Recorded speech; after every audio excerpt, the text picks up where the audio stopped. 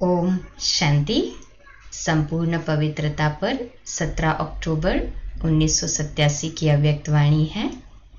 Title है ब्राह्मण जीवन का श्रृंगार पवित्रता। आज बाप दादा अपने विश्व के चारों ओर के विशेष होवनहार पूज्य बच्चों को देख रहे हैं। सारे विश्व में से कितने थोड़े अमूल्य रत्न पूजनीय बने हैं। पूजनीय आत्माएं ही विश्व के लिए विशेष जहान के नूर बन जाते हैं। जैसे इस शरीर में नूर नहीं तो जहान नहीं, ऐसे विश्व के अंदर पूजनीय जहान के नूर आप श्रेष्ठ आत्माएं नहीं तो विश्व का भी महत्व नहीं। स्वर्ण युग व आदि युग व सतो प्रधान युग, नया संसार आप विशेष आत्माओं से आरंभ होता है। नए विश्व के आधार मूर्त पूजनीय आत्माएं आप हो, तो आप आत्माओं का कितना महत्व है। आप पूज्य आत्माएं संसार के लिए नई रोशनी हो।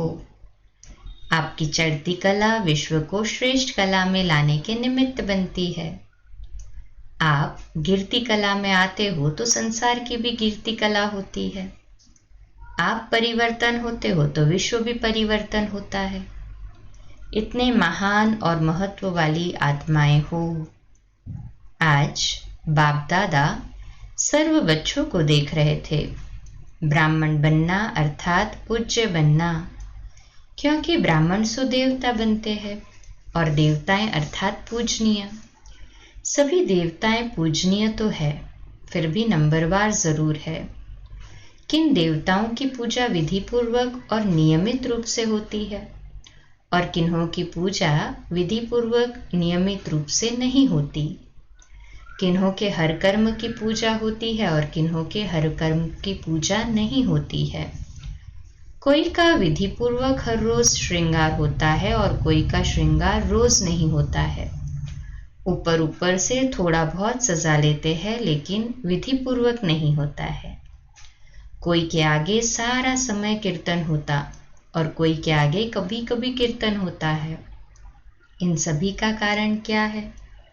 ब्राह्मण तो सभी कहलाते हैं, ज्ञान योग की पढ़ाई भी सभी करते हैं, फिर भी इतना अंतर क्यों? धारणा करने में अंतर है। फिर भी विशेष कौन सी धारणाओं के आधार पर नंबरवार होते हैं जानते हो? पूजनीय बनने का विशेष आधार पवित्रता के ऊपर है। जितना सर्व प्रकार की पवित्रता को अपनाते हैं उतना ही सर्व प्रकार के पूजनीय बनते हैं। और जो निरंतर विधि पूर्वक आदि अनादि विशेष गुण के रूप से पवित्रता को सहज अपनाते हैं वही विधि पूर्वक पूज्य बनते हैं। सर्व प्रकार की पवित्रता क्या है? जो आत्माएं सहज स्वतः हर संकल्प में, बोल में, कर्म में सर्व अर्थात ज्ञानी और अज्ञानी आत्माएं सर्व के संपर्क में सदा पवित्र वृत्ति, दृष्टि, वाइब्रेशन से यथार्थ संबंध संपर्क निभाते हैं, इसको ही सर्व प्रकार की पवित्रता कहते हैं। संबंध संपर्क में सभी तरह से वृत्ति, दृष्टि और वाइब्रेशन में सदा पवित्रता निभाना। स्वप्न में भी स्वयं के प्रति या अन्य कोई आत्मा के प्रति सर्व प्रकार की पवित्रता में से कोई कमी न हो। मानो स्वप्न में भी ब्रह्मचर्य खंडित होता है व किसी आत्मा के प्रति किसी भी प्रकार की ईर्ष्या व आवेश के वश कर्म होता या बोल निकलता है, क्रोध के अंश रूप में भी व्यवहार होता है, तो इसको भी पवित्रता का खंडन माना जाएगा। सोचो, जब स्वप्न का भी प्रभाव पड़ता है तो साकार में किए हुए कर्म का कितना प्रभाव पड़ता होगा। इसलिए खंडित मूर्ति कभी पूजनीय नहीं होती। खंडित मूर्तियां मंदिरों में नहीं रहती।